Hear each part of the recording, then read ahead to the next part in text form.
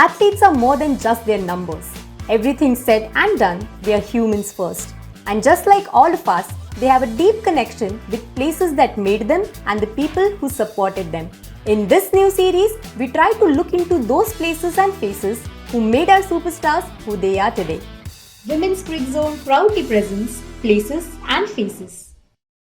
In this episode, let's have a chat with New Zealand cricket royalty, Suzie Bates. From the Bates household and the basketball court, let's take you to one place, Taunton, where you have a T20 century and that massive 182 partnership against South Africa with none other than Suzie Bates. What's the one word for that place, Taunton? Runs. Lots of runs.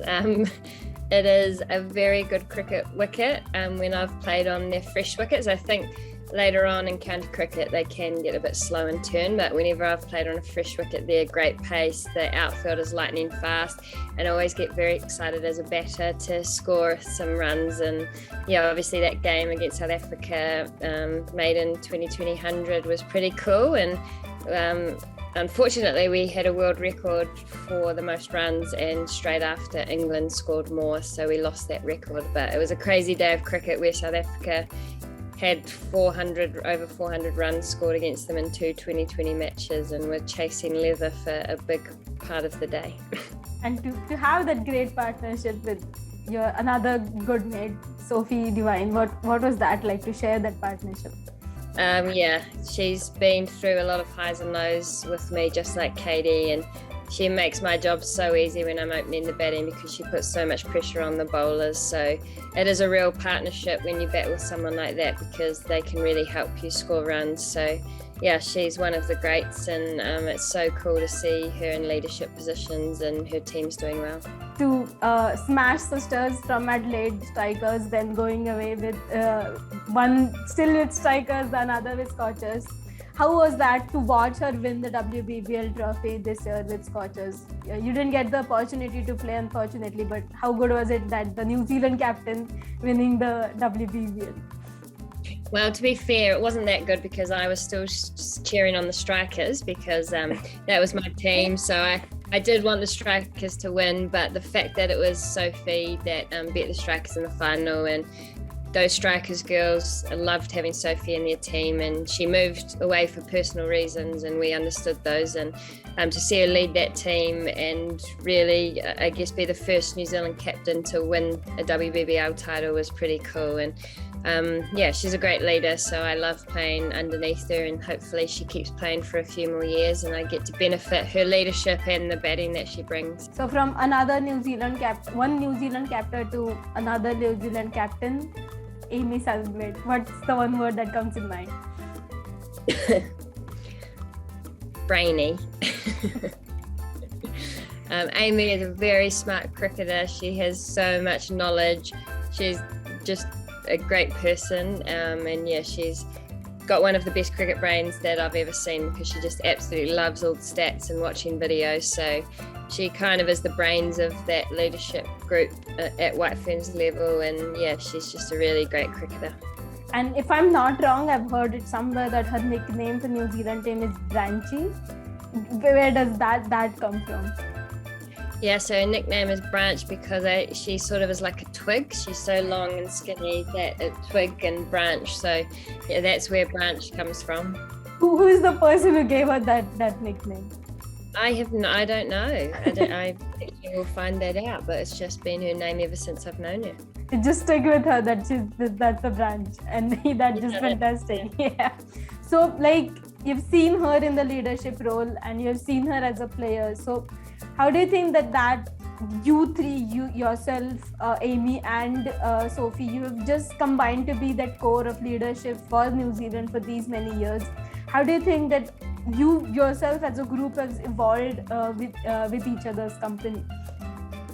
Yeah, we're really fortunate that we have three captains in one team, and look, there has been some tough parts of that along the way, because I know Amy was very keen to captain and I stepped away, but only one can do it officially, and it took a bit of a while for us to work out how we'd all work together, but I really think in the last 18 months with Bob Carter's guidance that we learnt how to work best together and use everyone's strengths to lead the team. And it's actually been a really enjoyable experience being part of that leadership group and not feeling like you're alone as a captain. So Sophie, knowing that she had our support on the field, and when we made decisions, we made them together, and it was, all on our shoulders rather than just on one person's, and we really embraced that. And it was just a shame. I thought we were in a really good place at the World Cup that we couldn't win those close ones, but I thought the decisions we made at the time were the right ones, and sometimes it just doesn't go your way.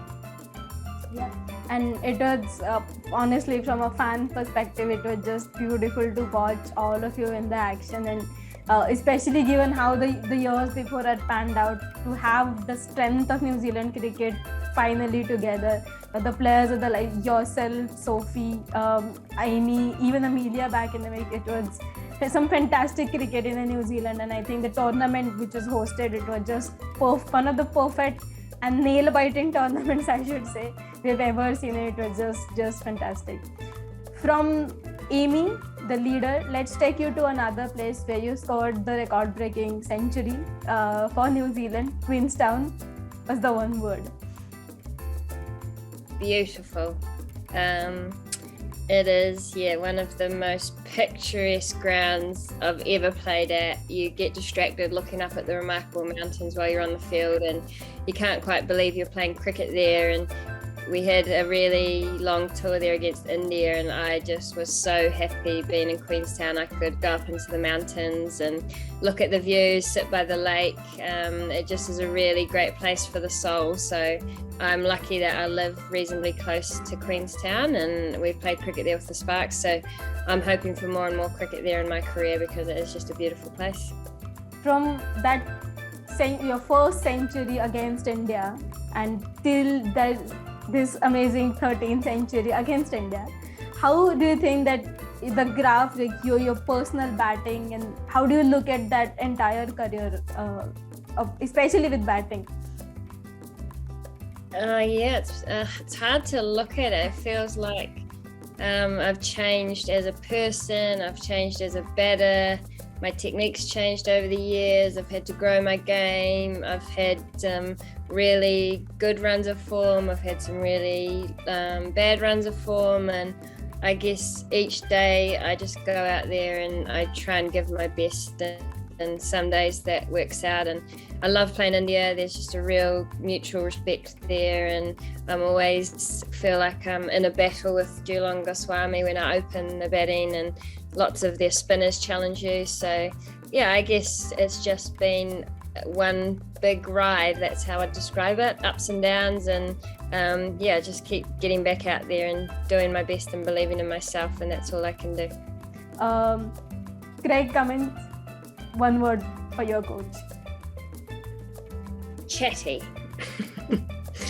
And Craig loves to talk, but he has such a great cricket brain, and as a captain, as a batter, I really learned a lot from him. And I was going through a little bit of a battle mentally with my batting, because I come back from injury and I hadn't performed like I wanted to, and he really helped me with that, and we got back to the basics of what Suzie Bates does well, and we stuck to that. So I love talking cricket with him. Sometimes, you need to give him a time limit because he could talk forever, but he's been great for the Otago Sparks, and he's been great for women's cricket, so I'm really hoping he stays involved.